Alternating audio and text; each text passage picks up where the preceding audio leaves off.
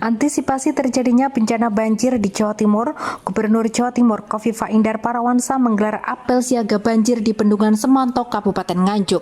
Apel siaga banjir ini dilaksanakan dalam rangka mengantisipasi terjadinya bencana dalam menghadapi musim penghujan di Jawa Timur.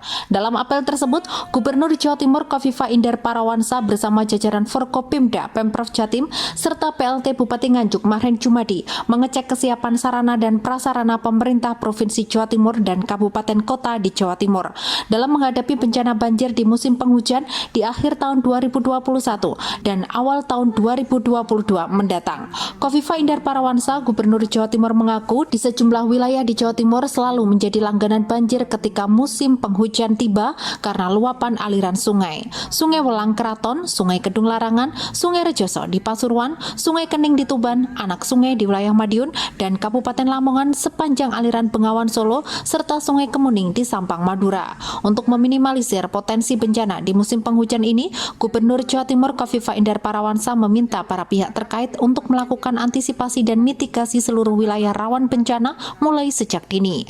Tak hanya itu, pihaknya juga menekankan pentingnya kerjasama antar instansi dalam menghadapi bencana banjir di sejumlah wilayah di Jawa Timur. Hari ini secara spesifik kita melakukan apel kesiapsiagaan menghadapi banjir. Jadi kalau Senin yang lalu secara keseluruhan kesiapsiagaan menghadapi bencana alam. Tapi hari ini kita melakukan di Bendungan Semantok yang kita ingin fokus pada kesiapsiagaan kita menghadapi banjir. Ini menjadi bagian penting karena warningnya BMKG kan secara terus-menerus sudah disampaikan. November sampai dengan Januari atau Februari itu potensi terjadi La Nina, potensi terjadi hidrometeorologi, berarti potensi kemungkinan terjadinya puting beliung, kemungkinan cuaca ekstrim, kemungkinan banjir sampai dengan banjir bandang. Oleh karena itu kita sudah harus beradaptasi dengan berbagai hal yang harus kita antisipasi, maka mitigasi secara komprehensif menjadi penting. Kita bisa melihat bahwa hari ini ada dari Kodam, ada dari Polda, kemudian UPT dari PUPR, terima kasih seluruhnya full tim hadir.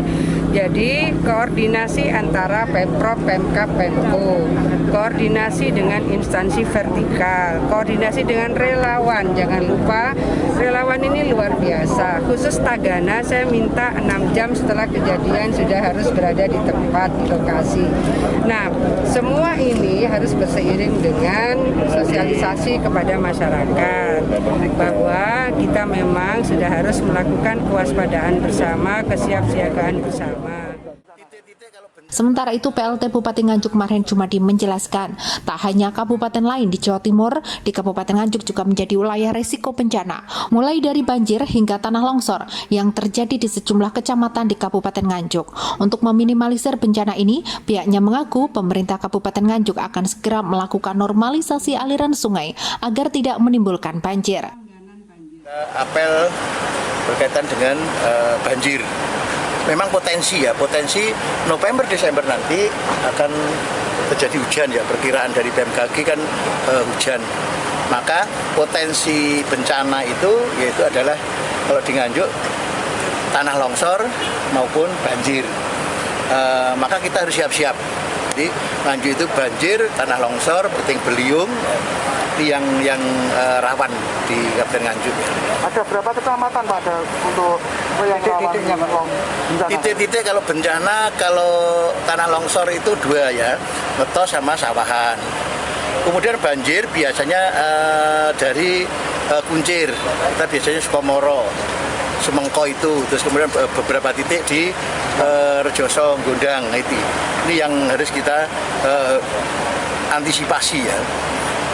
Termasuk tahun yang lalu kan juga di kota ya, kota akibat melubirnya Kali Kuncir yang di situ banyak sekali pohon bambu yang menutup saluran air di sungai, maka akhirnya airnya akan meluap sampai ke kota. Ya, kita berharap tahun ini tidak sampai meluap ke kota. Usai upacara apel siaga banjir, Gubernur Jawa Timur Khofifah Indar Parawansa memberikan sejumlah bantuan secara simbolis kepada masyarakat, BPBD, Tagana, dan sejumlah relawan. Selanjutnya, Gubernur Jatim juga melakukan penanaman pohon kelengkeng jenis bangkok di halaman Bendungan Semantok dan meninjau lokasi pintu air di Dam Margomulyo, Kecamatan Rejoso. Dari Nganjuk, Sofyan Hanafi, Bayu TV melaporkan.